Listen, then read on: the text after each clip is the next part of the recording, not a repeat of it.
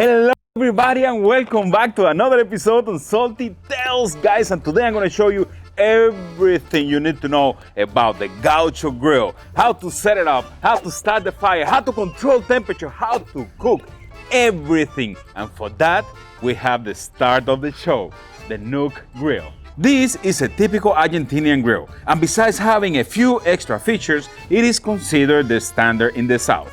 We call it Argentinian grill or Gaucho grill, but the reality is that this style of grill is used in most of the South American countries, all the way from Venezuela, Brazil, Uruguay, Paraguay, all the way down to the Pampas. And of course, in those countries, it is not called an Argentinian grill or a Gaucho grill. It is only called a grill. The constitution of the grill is very simple. In one side, we have the mechero, and this is where the fire lives. Here is where you light up your fire and keep it going during the entire cook. For the fire, we can use lump charcoal or wood, but never briquettes. The problem with briquettes is that they keep the form and they only shade ashes. And to cook in this baby, we need embers. Embers are the engine of this grill, and without them, there is no cooking. In my case, I normally use a combination of wood and charcoal. The reason is that charcoal burns longer and hotter, and allow me time to keep adding wood to the fire without having to be on top of it the whole time. But the main idea is to keep those embers falling from the fire. Once we have a nice bed of embers in there is when the cook starts. And now, let's talk about meats. Of course, in this kind of grill you can grill any kind of meat you want. But there is a specific way of laying out the meat on the grill for better results. First, you need to set and lay your meats in the grill. And you can keep on adding meats as you cook. But if you lay your meats before you start cooking, you will have a better idea of the amount of fire you'll need. As always, thicker and bigger cuts need more space and less heat, so set all your big stuff in the back of the grill. The other cuts, like steaks, sausages, and so on, will cook at different temperature, so they will set in another section. This is all done this way to make it easier to manage heat. Once you have it all set up, we start adding the embers to it. For that, these grills are normally cheap with two tools, a shovel and a poker. The shovel is the tool that you will always use to transfer embers from the bottom of the machete. There you will space the embers in different ways depending on the meats you have cooking. For instance, under the tri-tip, I will set a bit of embers as I wanted to cook slow and easy. Under the sausages, I will set a bit more fire, not too much as they need to cook hot, but I want them to take their time so we can keep all those juices inside. And the same goes with the steak. I call this medium heat.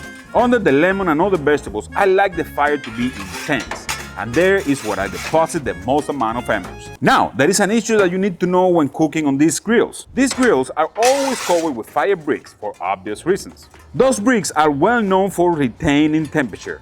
Mainly, they will keep hot when subject to fire, so the first time you set your embers on the bricks, they will be cold and it will take some time to heat up. So the first, second, and third shovels of embers will go off rather fast as the bricks are sucking all that heat in. That is why the first 3 times that you add embers, they will go off in about 15 minutes. But don't worry, all you need to do is to keep adding embers until the bricks can keep up with it. After that, the radiations of the bricks will keep the cooking going, even if you leave it unattended for some time. Another thing to see here is that I'm adding embers even in the areas outside of the meat. That is important as you want the area surrounding the meat to be as hot as the rest of the grill.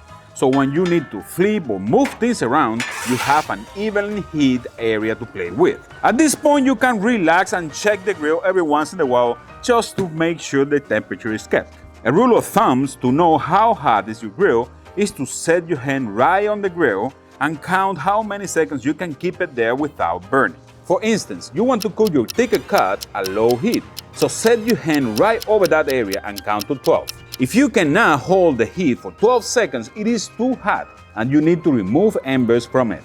The steaks, I want them to be cooked at 8 seconds, so I apply the same technique there. And the veggies, I want them to be at 5 or 6. So that's the number to count.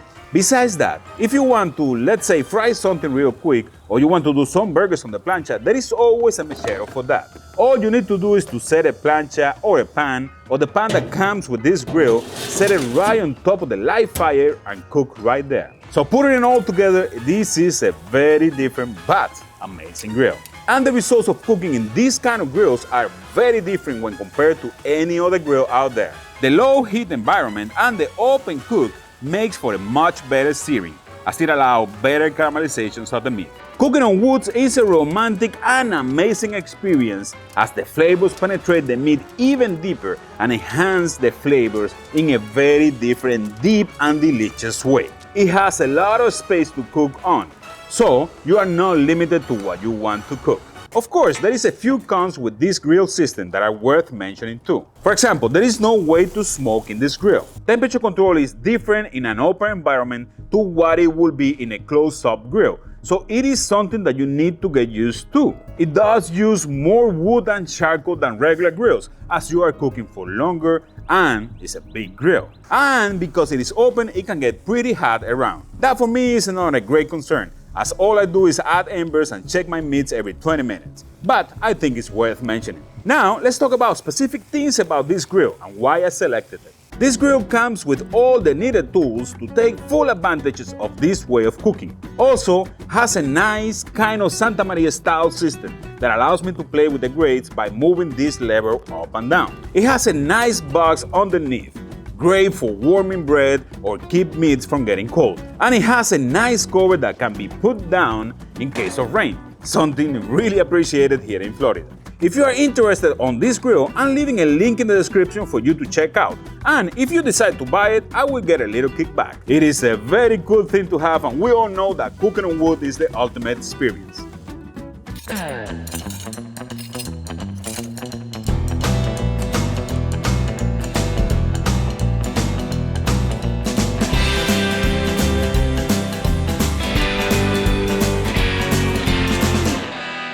Well, guys, after all this craziness, we have Captain Ron here, the worst critic in the industry. The best critic in the industry. He will tell you the truth. If it's not good, he will tell you it's not good.